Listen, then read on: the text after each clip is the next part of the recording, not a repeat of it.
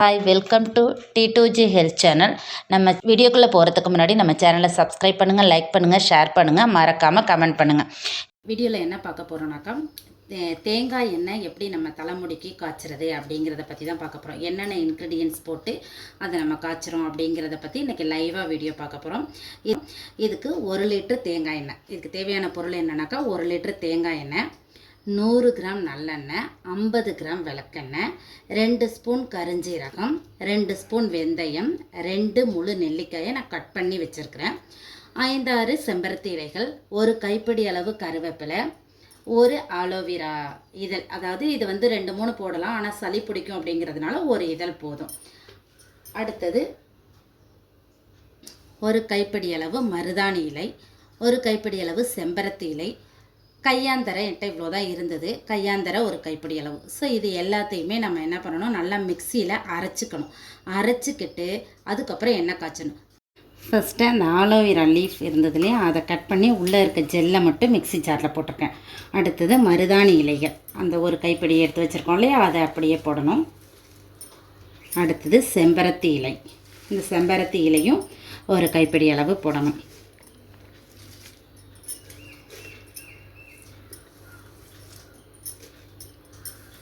Next கையாந்தரை, இதையும் அந்த 1 கைப்பிடி அளவு எடுத்து வச்சுருக்கோம் இல்லையா, அந்த இலைகளை போடணும்.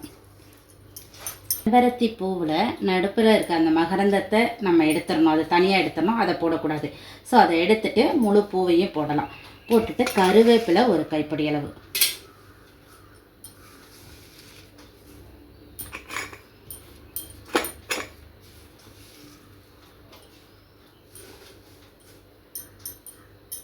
ஸோ நம்ம இந்த கருஞ்சீரகத்தையும் வெந்தயத்தையும் தனியாக ஒரு ஜாரில் அரைச்சிக்குவோம். ஏன்னா இதில் நம்ம தண்ணியாக வரும், இலையில் இருக்கக்கூடிய தண்ணி, அதனால இது அரைப்படாது. அதனால இது 2ஐயும் நம்ம தனியாக அரைச்சிக்கிறோம். அது கூட சேர்த்து நெல்லிக்காய் அரைச்சிக்கலாம். சின்ன மிக்சி ஜாரில் வெந்தயம், கருஞ்சீரகம், அதோட அந்த நெல்லிக்காய் 3ஐயும் போட்டுட்டு நல்லா நைஸாக அரைச்சிட்டு வந்துடணும். இப்போ நம்ம அரைச்சி எடுத்துகிட்டு வந்துட்டோம். அந்த இலைகள், அப்புறம் அந்த கருஞ்சீரகம், வெந்தயம், நெல்லிக்காய் பொடி, இது எல்லாத்தையும் அரைச்சி எடுத்துகிட்டு வந்தாச்சு. இப்போ நம்ம எண்ணெய் காய்ச்ச ஸ்டார்ட் பண்ணலாம். இப்போ நம்ம ஸ்டவ்வில் ஒரு வானலை வச்சு, அதாவது இரும்பு சட்டியில் காய்ச்சலாம். பட் எனக்கு இப்போ 1 லிட்டருக்கு மேலே காய்ச்ச முடியாது, இரும்பு சட்டி சின்னதாக இருக்கிறதுனால நான் இந்த பாத்திரத்தில் காய்ச்சிறேன்.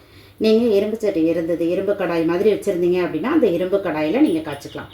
ஸோ இப்போ 1 லிட்டர் எண்ணெயை நம்ம இந்த ஊற்றுற வானலில்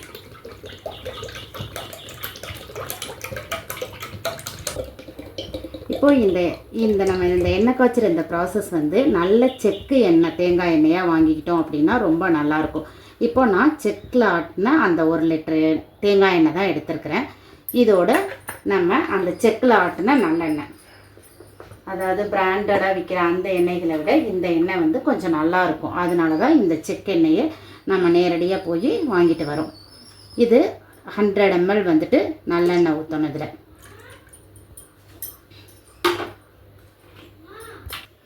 இப்போது இதில் 50 ml ஊற்றலாம், இல்லை 100 ml வேணாலும் ஊற்றிக்கலாம். நான் 100 ml விளக்கெண்ணெயே ஊற்றுறேன். ஸோ இது நல்லா சூடாகி வந்ததும் நம்ம அரைச்சி வச்சுருக்க அந்த பேஸ்டெல்லாம் இதில் போடணும். அதாவது சூடுனா நம்ம அப்படி எண்ணெய் கொதிக்கிற மாதிரி ரொம்ப கொதிக்கக்கூடாது, லைட்டாக சூடு தான் ஆகணும்.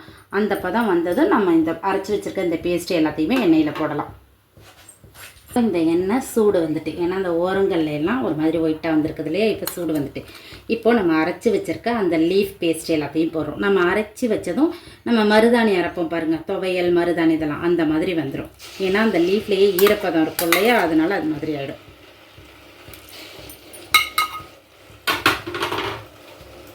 அதோடு நம்ம அரைச்சி வச்சுருக்க அந்த வெந்தயம், கருஞ்சீரகம், நெல்லிக்காய் பவுடரையும் போடுறோம்.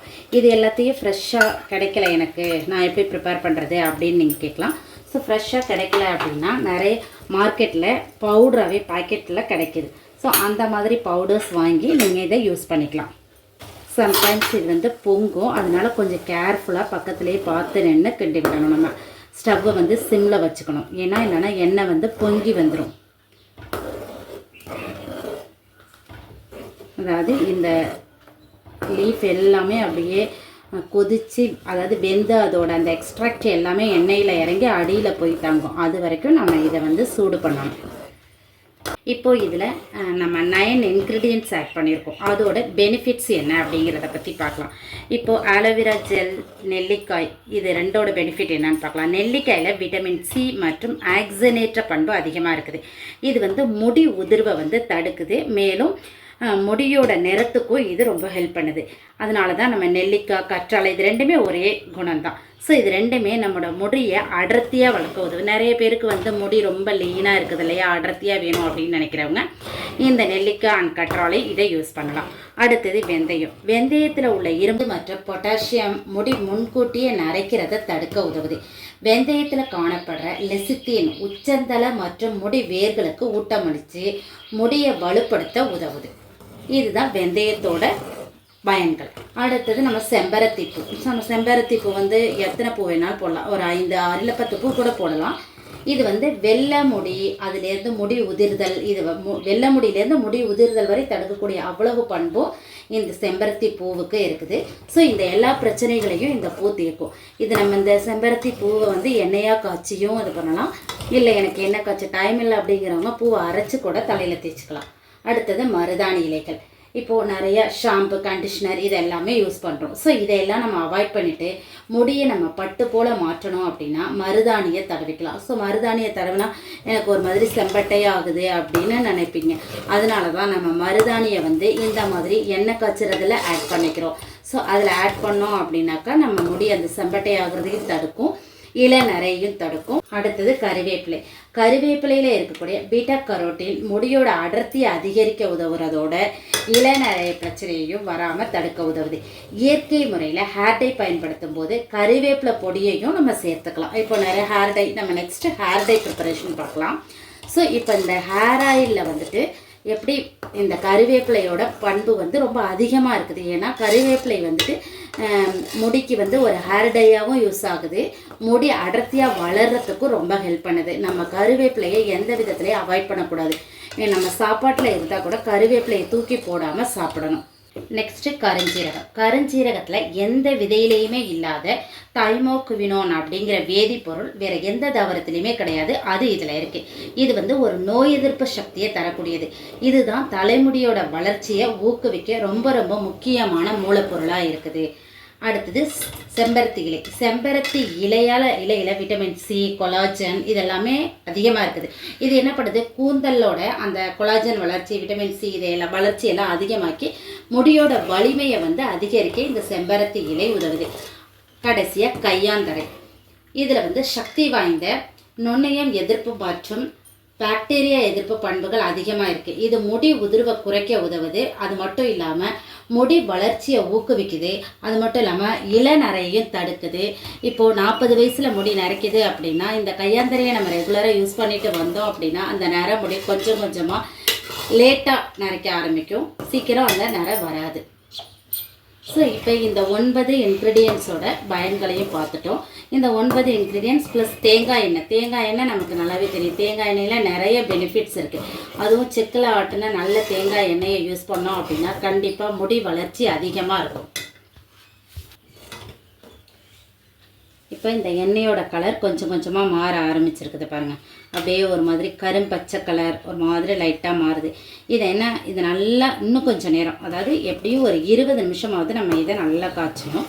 ஸோ காய்ச்சிட்டு சூடு ஆறுனதும் மூடி அப்படியே வச்சிடணும். இதை ஒரு 24 ஹவர்ஸ் அப்படியே வச்சுட்டு அதுக்கப்புறம் அதை ஃபில்டர் பண்ணணும் அப்படின்னாக்கா நம்ம அந்த எண்ணெயோட நிறம் நல்லாவே மாறி இருக்கும். ஸோ அந்த எண்ணெய் யூஸ் பண்ணுறதுக்கு நல்ல வாசனையாகவும் இருக்கும். இப்போ 24 ஹவர்ஸ் கழித்து இந்த எண்ணெயை நம்ம ஃபில்ட்ரு பண்ணி எடுத்திருக்கோம். ஃபில்ட்ரு பண்ணி எடுத்ததும் இந்த கலரில் வந்திருக்குது. ஸோ இந்த கலரே பார்க்குறதுக்கு ரொம்ப சூப்பராக இருக்குது. இதோட ஃப்ளேவரும் நல்லா இருக்குது. ஸோ இப்போ நம்ம 1 லிட்ரு 200 ml எண்ணெய் ஊற்றுறோம். ஸோ அதை நம்ம காய்ச்சிட்டோம் இல்லையா, 1 லிட்ரு நேராக 1 லிட்டருக்கிட்ட எனக்கு எண்ணெய் கிடச்சிருக்குது. ஸோ இந்த எண்ணெய் நல்லா இருக்குது பார்க்குறதுக்கு. இதே மாதிரி எண்ணெயை காய்ச்சி எல்லோரும் தேய்ச்சிங்கன்னா முடி உதிர்றது கண்டிப்பாக குறையும். தேங்க்யூ ஃபார் யுவர் வாட்சிங்.